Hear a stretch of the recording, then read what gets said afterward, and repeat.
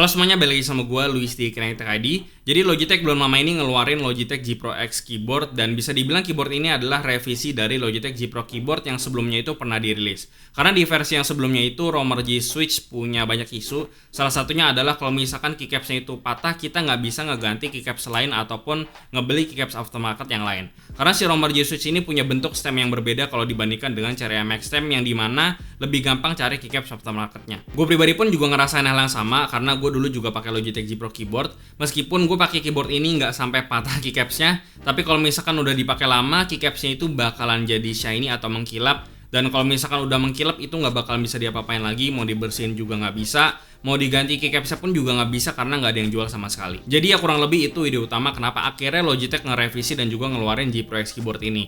Yang dimana sekarang mereka itu pakai GX Blue Switch dari Kyle, dan juga ada versi GX Red Linear dan juga GX Brown Tactile yang bisa kalian beli secara terpisah. Dan untuk memahami semua yang akan gue bahas di video ini, gue sangat saran kalian untuk nonton review gue soal Logitech G Pro Keyboard yang dulu pernah gue bahas, yang bisa kalian nonton di card yang ada di atas ini. Jadi sebelum gue bahas soal keyboard ini lebih dalam lagi, gue mau ajak kalian dulu untuk subscribe ke channel ini biar gue lebih semangat lagi, dan jangan lupa untuk nyalain lonceng di bawah supaya nggak ketinggalan notifikasi dari channel ini. Logitech G Pro X Keyboard ini ada di harga 1,7 juta, jadi harganya bisa dibilang lebih tinggi 100.000 dibandingkan dengan versi G Pro Romer G Switch waktu di awal rilis. Tapi sekarang tentunya harganya udah lebih murah.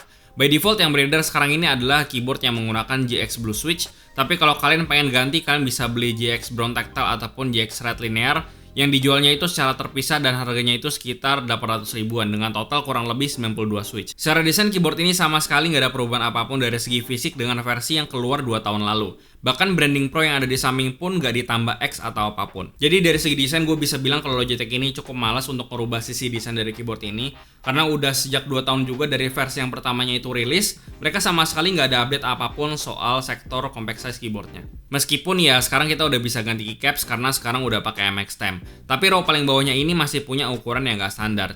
Jadi kalau kalian beli keyset yang murah dari Taihao misalnya, ini kurang masuk karena dia lebih besar dan mau nggak mau kalian harus beli extra keycap sendiri di bagian row bawahnya aja. Dari fisiknya nggak ada perubahan sama sekali, paling yang berbeda itu cuman fontnya aja yang dibikin sedikit ke atas kayak keyboard lain yang pakai MX stem karena menyesuaikan posisi dari LED-nya. Dari build quality-nya juga sama, nggak ada bedanya dengan versi yang sebelumnya. Bagian luarnya itu semua dari plastik dan untuk ukuran TKL keyboard ya ini cukup standar build quality-nya. Lalu untuk ukuran keyboard TKL ini keyboardnya kelihatan lebih besar karena punya kayak semacam jidat gitu di bagian atas yang ada branding Logitech G yang RGB dan juga ada extra button untuk RGB dan juga Windows Key Lock. Lalu jangan lupa kalau di bagian sampingnya ini glossy jadi bisa lecet, tapi selama gue pakai sih nggak pernah kelihatan juga kalau lecet. Untuk di software juga persis sama dengan versi yang lama, kalian bisa atur RGB, di setiap key-nya juga programmable dan kalian bisa bikin macro function juga sesuai dengan kebutuhan kalian.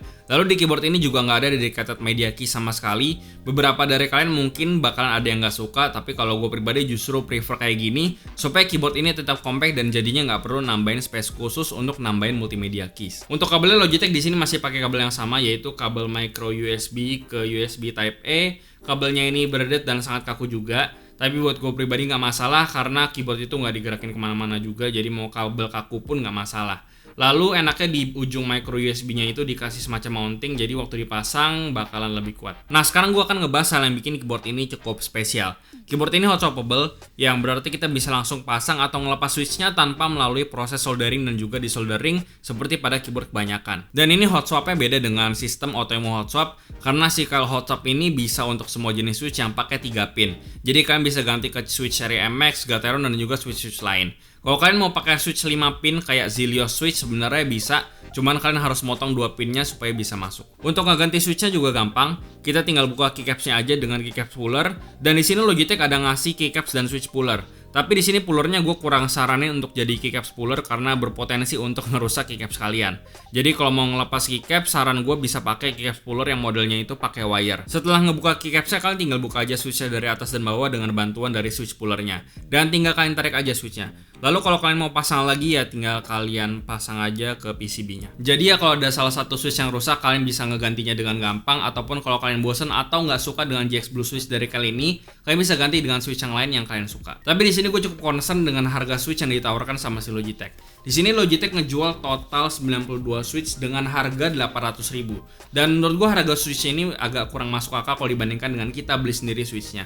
Dan kalau misalkan dibandingkan dengan Cherry MX Switch total 90 buah, itu harganya mungkin bisa sama persis dengan GX Blue Switch atau Kyle Switch yang ditawarkan sama si Logitech. Jadi ya kalau menurut gue pribadi bakalan lebih bagus kalau kalian beli Switch-nya itu terpisah aja di tempat e-commerce yang biasanya itu jual Switch. Contohnya kayak Gateron aja itu harganya cuma sekitar 300 ribuan belum termasuk shipping.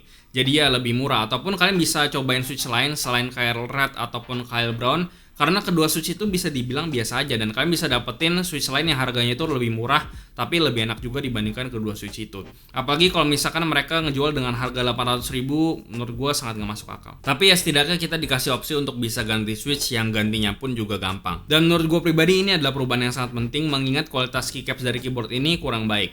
Dan dulu kita nggak bisa ganti keycaps di nomor G Switch karena bentuk stemnya itu berbeda, tapi sekarang akhirnya bisa karena udah menggunakan Kyle Switch. Jadi sewaktu-waktu kalau keycaps kalian patah atau udah jelek, kalian bisa ganti keycaps yang lebih bagus dari bawaannya atau bisa kalian pasangin artisan keycaps kayak yang gue pasang sekarang ini. Ini adalah artisan MSS dengan warna Joker dari Tagar Caps. Jadi terima kasih banyak untuk Tagar Caps. Kalian bisa cek di deskripsi di bawah kalau kalian pengen tahu lebih lanjut. Oke, selanjutnya soal Switch. Di sini Logitech membrandingkan Switch-nya sebagai GX Switch yang aslinya ini dari Kyle. By default yang datang dari keyboard ini cuma versi yang GX Blue Clicky atau Kyle Blue. Jadi satu-satunya cara kalian pilih brown atau red itu adalah dengan beli Switch-nya terpisah. Kebetulan di tempat gue udah ada semua opsi Switch-nya yaitu GX atau Kyle Brown dan red.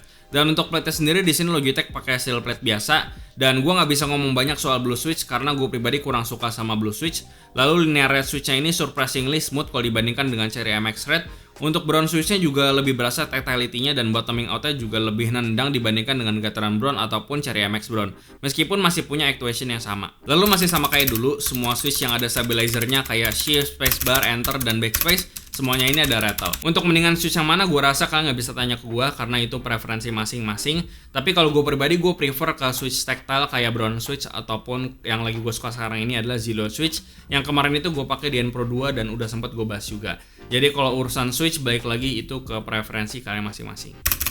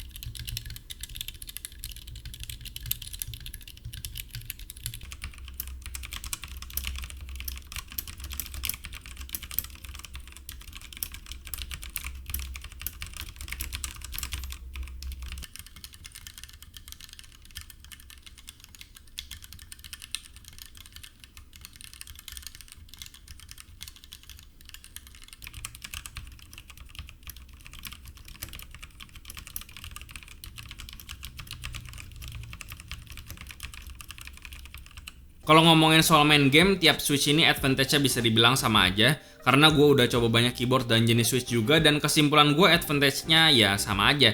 Jadi dalam milih Switch keyboard ini langsung aja pilih yang sesuai dengan preferensi dan selera kalian masing-masing. Menurut gue sih G Pro X keyboard ini adalah update yang sangat necessary dari Logitech, terutama masalah keycaps yang cukup krusial di versi G Pro keyboard yang sebelumnya.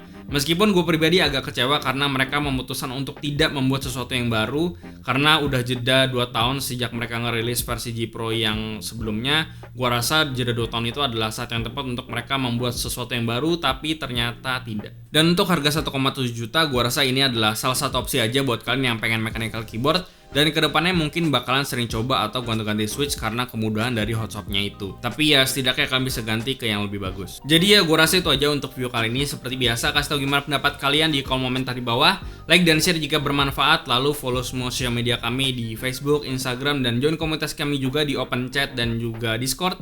Semua linknya ada di deskripsi. Yang terakhir jangan lupa untuk subscribe. Gue Luis dari Kerengi Tech ID. Sampai jumpa di video berikutnya.